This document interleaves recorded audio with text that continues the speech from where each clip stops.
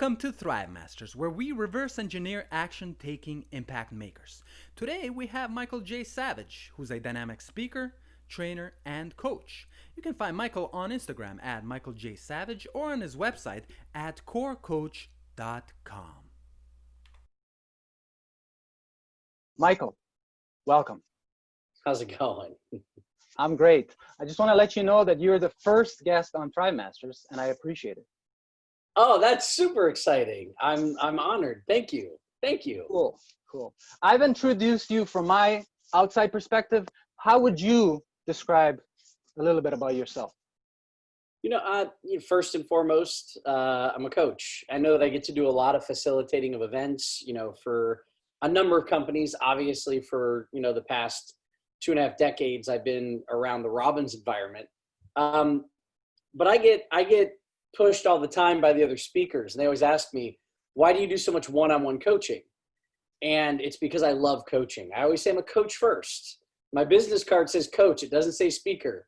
So, with the introduction, all accurate, I've had the opportunity to life and wealth and the competitive edge and breakthrough opportunities. God, love Tony. Being able to grow up around that man has been good. But first and foremost, I'm a coach. Great. Thank you very much for that. We're going to start right off going into the deep end. But instead of going back for the first question, we're going to go forward all the way to the end that we're going to all face. I'm talking about death. Does death play a role in helping you navigate your life? Man, what a great question. So as a coach, I've coached around fear of death, which was a foreign concept to me. I don't think about death a whole lot. What I do keep in mind is how I want to be remembered. Like, what's the legacy that I want to leave? And up until 5 years ago, it was about the work I did, companies I started, people around me that I impacted, and then I had a kid. And now a lot of what I think about is when I'm gone, what will my daughter remember? What will my daughter be able to carry forward that I've built?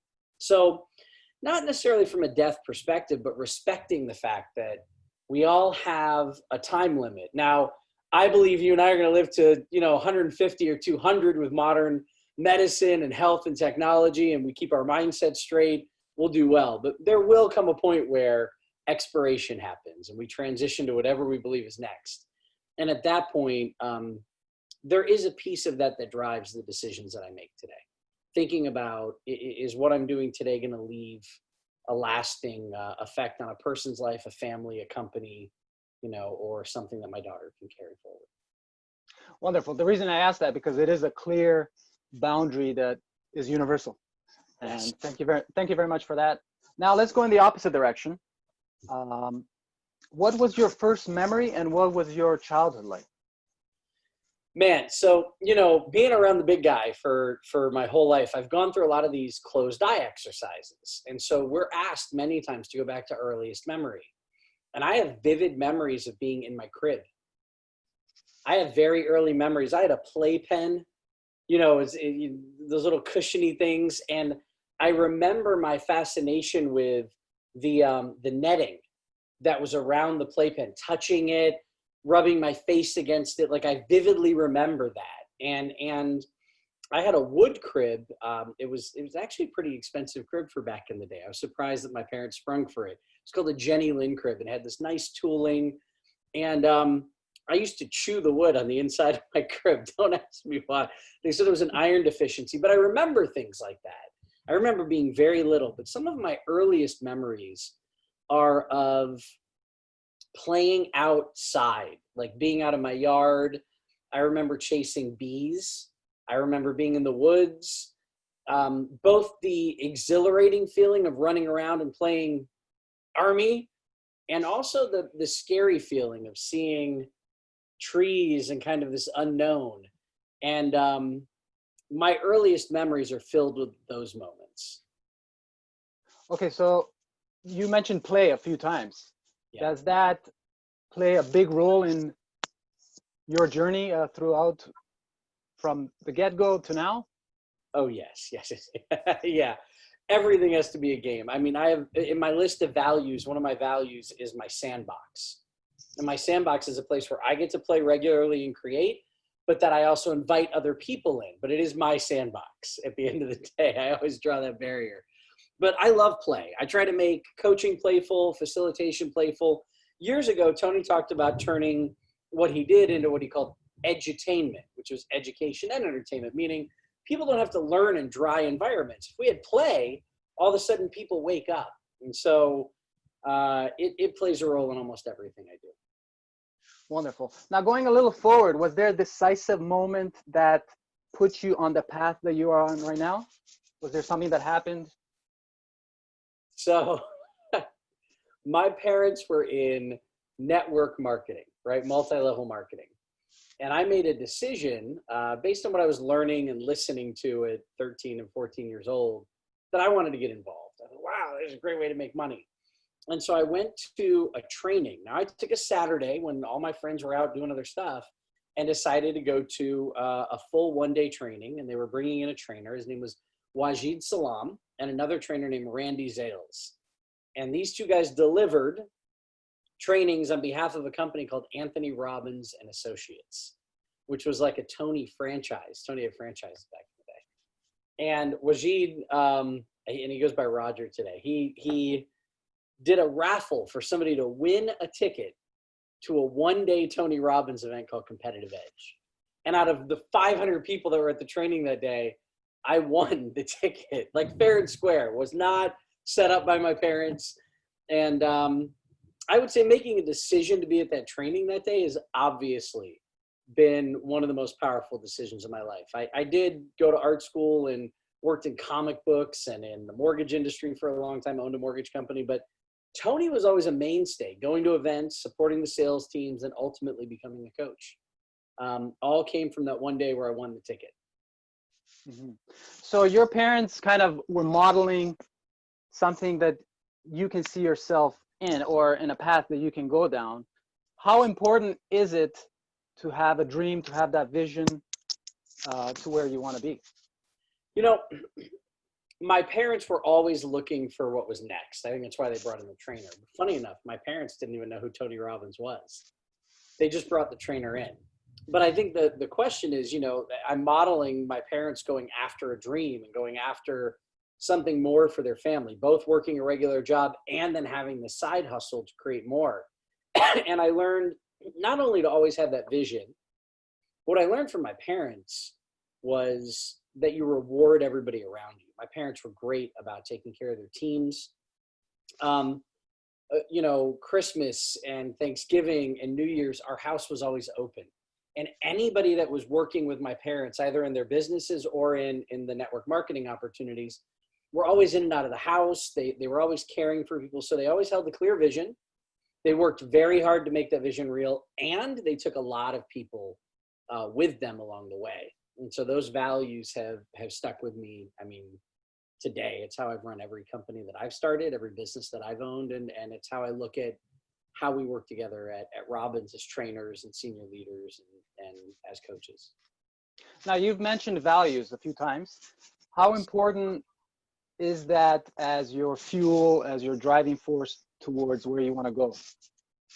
Every decision we make is based on a stack of values that we've created for ourselves, right? And there's all sorts of things that create values, our, you know, religion, our the countries we come from, our communities, significant emotional events, books we read can shape our values. But we start to filter every decision through our values hierarchy. So then it becomes important to say, listen, if I want to make strong decisions, let me make sure I know what my top values are and what my rules are for living them, so that as I'm making decisions, I'm making them from a very conscious and powerful place. And over the years, making sure that I'm not only aware of my values, that I'm really benchmarking decisions against them as like an awareness piece, but also as a way to check in with myself. Am I being pulled too emotionally? Am I being pulled too logically? You know, we buy first on emotion, we back it up with logic, right? So how do we protect ourselves in that? We make every decision a values-based decision first. Now, was there a moment where you got really clear and it really helped you get momentum? Or was it something that was developing along the way?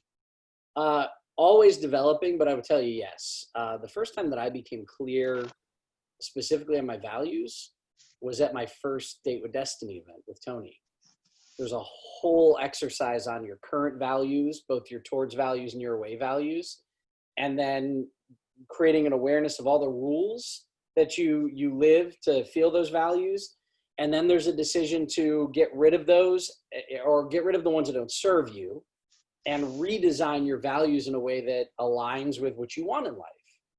And the first time I did that, it became very clear that I had made some huge decisions in life that were no longer aligned with my values. And I was feeling that pull. And the second I got those values aligned and I was clear, I made strong decisions, huge life-changing decisions about some major areas of my life.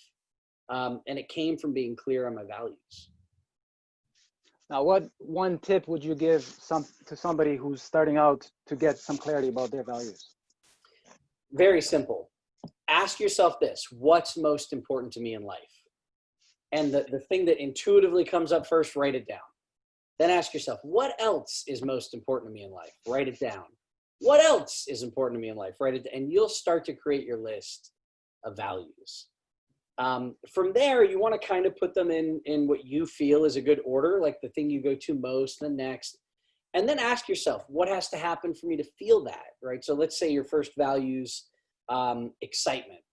What has to happen in order for me to feel excited? You'll start to see that you have either easy rules or complicated rules for feeling that value. And from there, you can start to work and ask yourself if that's working for you or not. It is always good, and shameless plug for coaching, go find a coach. Most coaches in their foundational work are trained to do some values work. Get a coach to check in with you on those and do some values exercises. It's an extremely valuable piece. You are running your values every day in every decision you make. The question is, are you doing it consciously or not? Right? And that's the big piece. One thing that's helped me is actually looking at a decade back or decade projecting forward. But let's say decade back, when I ask myself what was really important, it's probably a handful of things. Yes. And so that's really helped me. I want to ask you the same question. It's 2010. How many things were really important in your life? 2010. In the last 10 years. Yeah, absolutely. Flexibility was really important because at the time I was probably spending 300 days a year on the road, between my personal business, trainings, and then all the time that I was spending on the road for Robbins. And it was definitely an interesting transition time.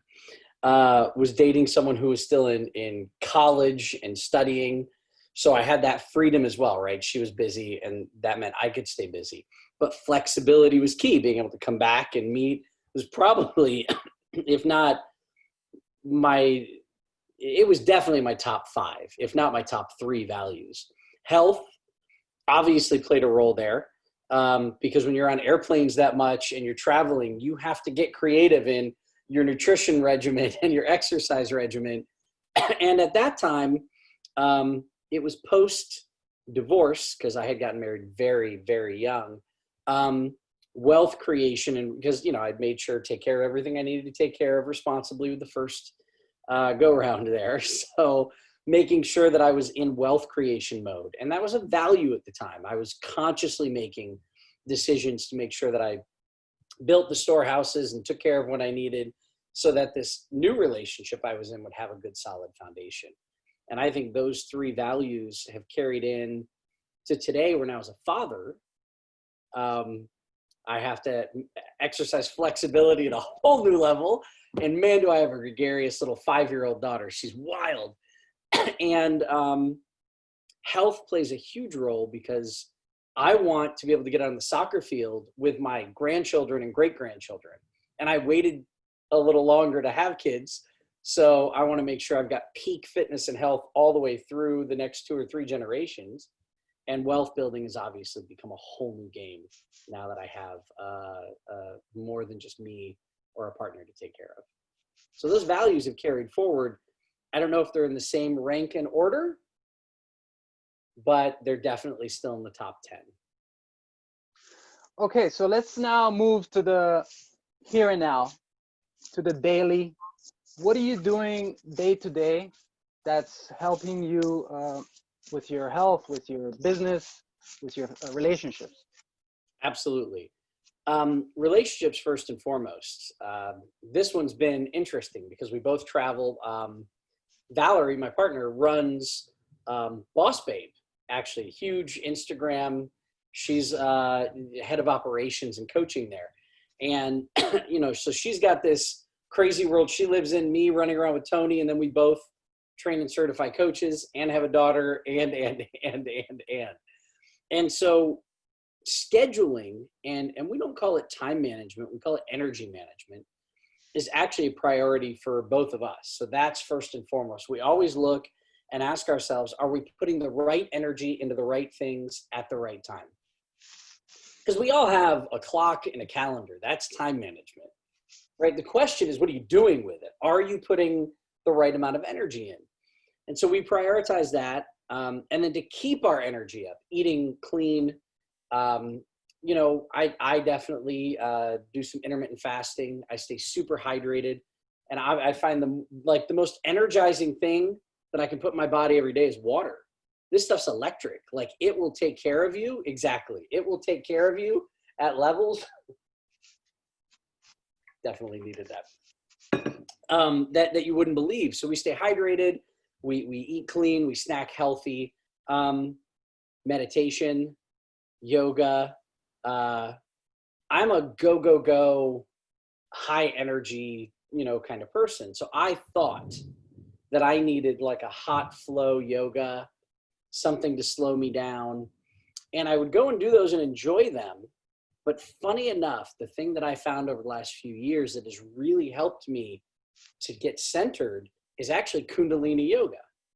So Kundalini is a lot of heavy breath work and movement, right? And I follow a guy named J Dev. He's got some awesome stuff online. Fascinating. Him and Simrat, his wife, are beautiful people. And I was introduced to them through a very, very good friend of mine. That has been life-changing for me, because the more I expend energy in something like Kundalini, the easier it is for me to get centered. So that's become a regular practice. All the stuff you hear Tony talk about, cold showers and priming, are definitely parts of our daily or weekly routine. I look at the things that we do to maintain success as a family as a buffet. So I have journaling, and I have exercise, and I have cold plunges and cryo and cold showers and eating clean and meditation. And there are days when I know I'm going to have a very long coaching day where it's really important for me to wake up, exercise, journal, and meditate. But on days where I'm going to speak to an audience, I need to wake up and actually just sit in quiet with no exercise, and then do heavy visualization of the audience, of the people that I'm going to be impacting and spending time with. So depending on what the outcome is for the day, depending on what energy is needed, will depend on what resources I grab in terms of daily habits. It's like we have a buffet. We know the 15 things we can pick from, but what's going to serve today's appetite, right? That's kind of it. So was it something where it was kind of know thyself, where you tried something and it kind of wasn't your thing? Like you mentioned the hot yoga, and this other one worked better for you. Did you get to a point where you were comfortable in your own skin, where you can comfortably say, this is going to work for me, but that's not going to work for me? I can try this. Yes. You got to know, being around Tony, the guy does some wild stuff, right? Like, we're using biochargers and getting in cryo machines. And so I will test anything. I'll try anything for 30 days. And I'm the kind of guy that will get rid of all other supplements just to see if the one supplement creates any change, right? And now I'm to the point where I know what works and what doesn't. I know my energy. I know my body. I know my blind spots and what I need, things I need in life to take care of that. And then I know where my strengths are and things I need to feed that. And that's definitely it's been a journey. I mean, and look, I work with a coach. So the other piece is I bring my stuff to the table with my coach and make sure I get feedback on, am I keeping to rituals and habits and picking from that buffet effectively? You know, and sometimes I need a kick in the butt just like anybody else. But it's definitely gotten to a point now where I know that the 10 or 12 things on the buffet, they will all serve, you know, my outcomes. Okay, so you mentioned you work with at the beginning with the coaches, with the speaking. What skill would you say that you have picked up, or have skills that you have picked up that have served you? Is it the public speaking part? Is it simply active listening? Whatever it might be that have served you. Actually, yes, you were like sitting there mind reading me, because I was going to say more than anything, listening. I was the kid growing up that the teacher always said, Michael's a great student. He knows all the answers. If we could just get him to stop talking in class, it would, and I mean like from second grade all the way through high school. It was like, God, you talk. So the talking thing's easy. And I've been on stage since I was a little kid. That's been super easy. That comes naturally, almost to a fault, meaning I had to learn how to train myself to be better, because it's very easy for me just to wing it and the audience not really know the difference, but like I would walk away knowing whether I actually delivered or whether I just smoke and mirrored it, right? Had a trainer come to me once at the end of a presentation. Myself and another trainer got up. He's also a very good speaker. And this mentor trainer came by and she said, how long did you guys prepare? You know, it only took us 15 minutes. And the other trainers are spending hours, right? And we got a standing ovation. She goes, wow, imagine what would have happened if you put in an hour or two. And it was like, oh, right. Oh, so wow.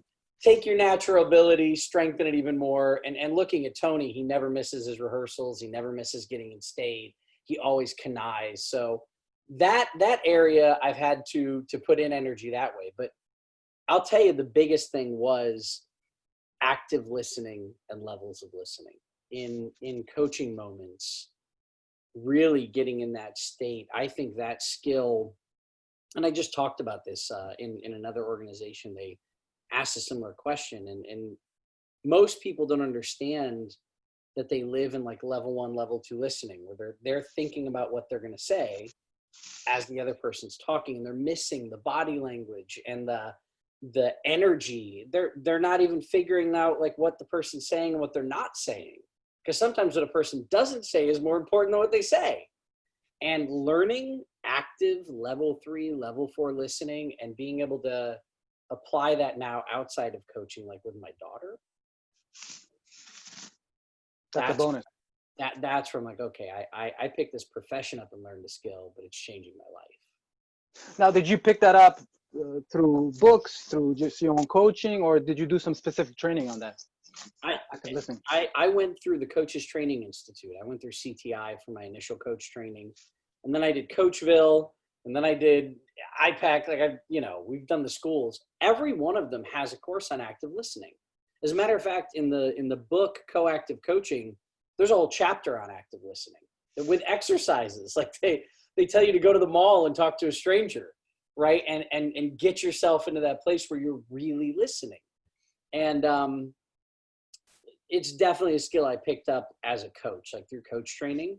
But then watching and being able to model how present, some of these speakers and facilitators have been over the years that have impacted large audiences, like seeing the things that they do to get in that state, both the technical stuff and I'll go there, the spiritual stuff that you have to do to put yourself in that state is amazing. And so being able to access that, play with it, get feedback on it, both from them as well as from clients, right? A client will let you know if they don't feel like you're present and listening, has helped to strengthen it. But it definitely came from coach training.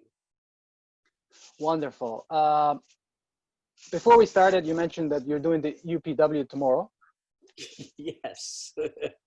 Besides that, maybe you can talk a little bit about that, but also what are you excited in the next year? Yeah, well, I'll start there. Yeah. So I don't think any of us have ever been as excited as we are. And it sounds so crazy because we're used to live events as a trainer body, right? Tony has, 120 trainers all around the world. We all have our own businesses, and then we come in to support Tony's events. And to see Tony's energy last night, and I can't give any specifics other than to say, this man is on fire. And tomorrow, for all of us to walk through the proverbial doors of our Zoom accounts and see 22,000 people who aren't disappointed because they can't go to a live event, aren't using it as an excuse, but are saying, I'm so committed to changing that I'm going to block out my house. I'm going to tell my family that they got to go away. I'm hanging something on the door that says transformation and progress, and I'm going to give 100% to my own transformation. My respect for those 22,000 people is like, because they're saying no matter what, I'm committed. Like, I want to change my life. And so I'm super excited just to be part of that. It feels like we're making history. Like, it's kind of nuts. Outside of that, you asked for the rest of the year and moving forward. Anytime something's burned down, there's opportunity for regrowth, right? Forests burn, and then regrowth happens, and they say the regrowth comes back even stronger because there's nutrients or learnings from the burning, and then there's the opportunity for that to feed whatever grows next. And I know times are tough right now. COVID, financial crises, in the US, we also have challenges with race relations, politics, monetary concerns. Like, there's a lot of uncertainty in the world. But 10 years ago, if we were to define what public transportation was, and taxis in particular, we would say, you can't trust a taxi driver. They're unclean. We don't know if we're going in the right direction. There's a whole new truth when it comes to taking a taxi today. And that new truth, right, is that we know where we're going. There's water and mints there. So disruption, right? Uber, Airbnb, all these companies have proven that just the other side of disruption can be something wonderful. And I believe that we're on the cusp of seeing some really amazing things. And I'm excited to see what's next. I look at the world with total anticipation to see what new leaders step up, what new thought comes to the table to solve for these problems. Because as humans, we're strong, and I believe we'll always look for a solution, and I also believe that good will always win. So I don't live in fear. I believe that the right thing will happen over time. We just have to collectively put that out there and then work towards it. So you mentioned the challenging times we have. Is there something that helps you with a bigger perspective? Because you mentioned 2010, you can study history and you can see, what challenges people were going through. Is there something that helps you kind of put this in perspective? Yes. So if you've ever read the book, The Fourth Turning, by Strauss and Howe, it talks about economic cycles and global issues that affect economic cycles, right?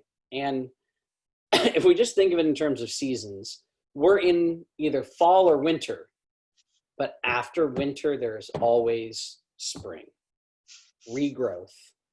After spring, there's always summer.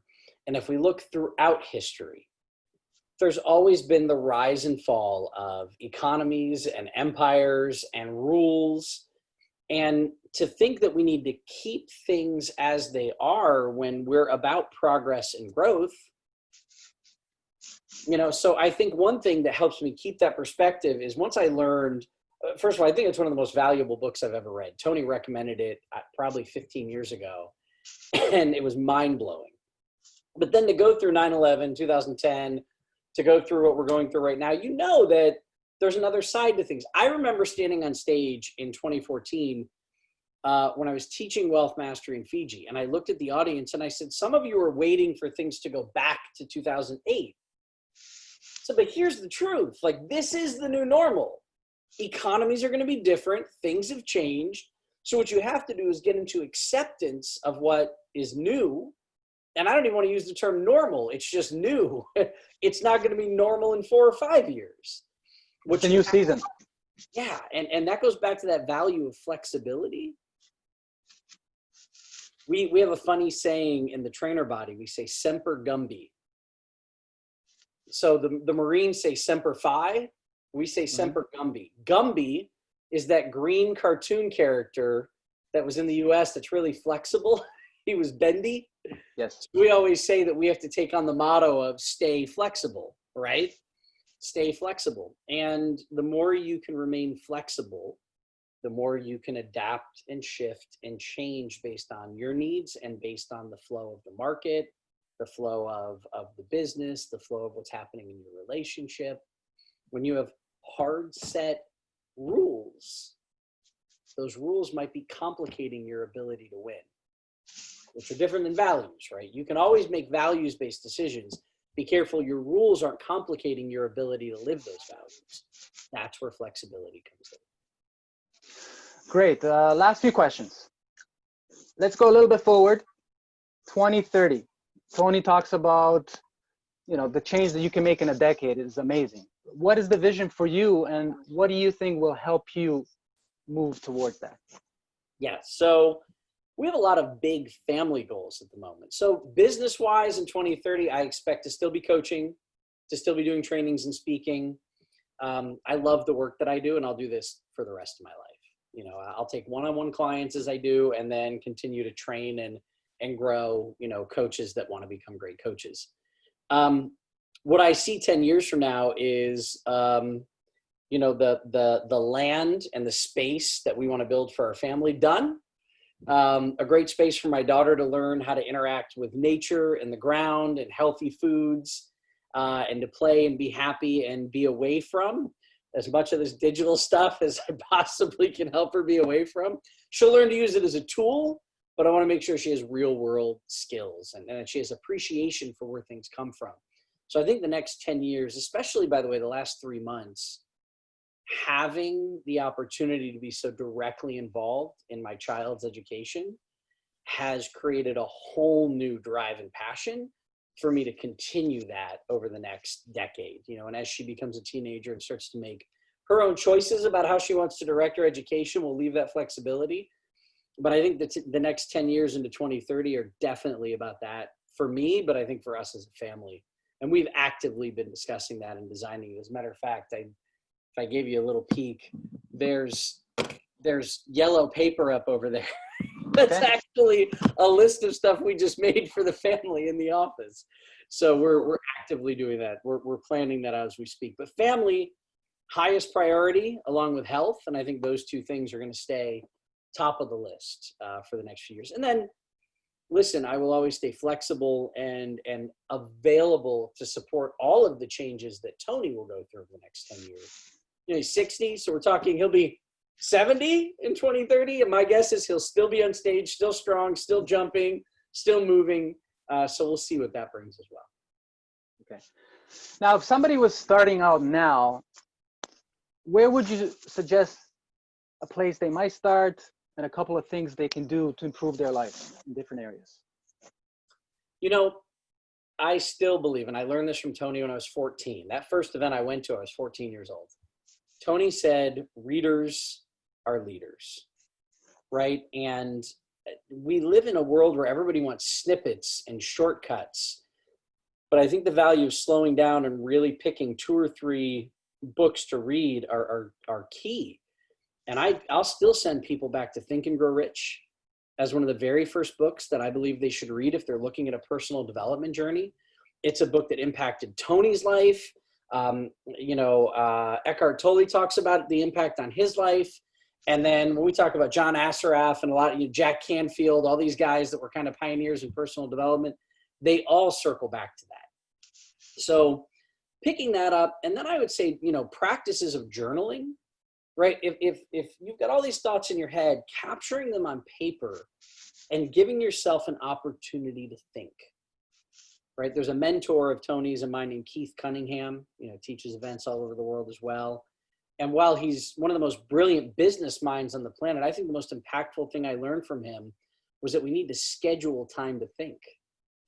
Like turn everything off, grab a notebook, ask yourself some quality questions, and then answer those questions. And today you can Google quality questions and get a list of, a couple thousand of them. But I think reading, a good regimen of reading, Think and Grow Rich is a good start. You know, some of Tony's books, Unlimited Power, Awaken the Giant Within, great start. Untethered Soul is another great place to start. Like all these books about really understanding yourself. Journaling, thinking time. And then I would tell people today, there's a whole army of people called coaches, personal and professional coaches, and just having accountability to that person every 10 days, every 2 weeks to check in, set goals, and then be accountable for your progress there and have somebody outside looking in. I think that's a valuable investment that anybody can make. I've had a coach personally for 20 years. So making sure that you have somebody in your corner that can call you on your stuff, I think it is a great way to accelerate your progress if you're just getting started. Wonderful. Last question. Michael, do you have a call to action for Thrive Masters audience? And how can people find you and support you? Yeah, so the call to action is this. Look, you've been doing these interviews and snippets for years, whether you were just posting insights or doing podcasts like this. And I think the call to action is stay consistent in a space where you can learn, right? Podcast, you find a great speaker, they're interviewing great people, stick with it, because the variety that will come from following something like this is going to give you all sorts of insights. Then you could say, maybe not, right? The cool thing is your next guest may say the complete opposite of what I just said. And then the audience has all these different perspectives, but your outcome, like you said, is to reverse engineer success and give them clues on how they can apply that. So they need to stick with following content like this. And I love what you've been doing this for a long time. You and I have bounced back and forth for a while now. So they should continue to follow. The other thing is, you know, make sure that they create the space for it. I would encourage anyone, create the space for, you know, Tony calls it an hour of power, 30 minutes to thrive, 15 minutes to fulfillment. Start by giving yourself that. If you can't create 15 minutes, call a coach. You need a coach if you can't create 15 minutes. With me, they can follow me on Instagram. They can find me on Facebook. The school that we have is called Core Coach, so corecoach.com. They can check that out if they want to learn some coaching skills, or come to an Anthony Robbins event and come find me. I'll be at the trainer tables or the coaching booth or roaming around somewhere. I might pop out on stage, but you know, I will forever and ever and ever tell people, if you get an opportunity, for sure, go get yourself in front of Tony Robbins. So, you know, stick with the podcast, create some space for yourself, and get your butt to a Tony Robbins event if you can. Amazing. Thank you, Michael. I appreciate this very much. No, thank you. It's been a pleasure.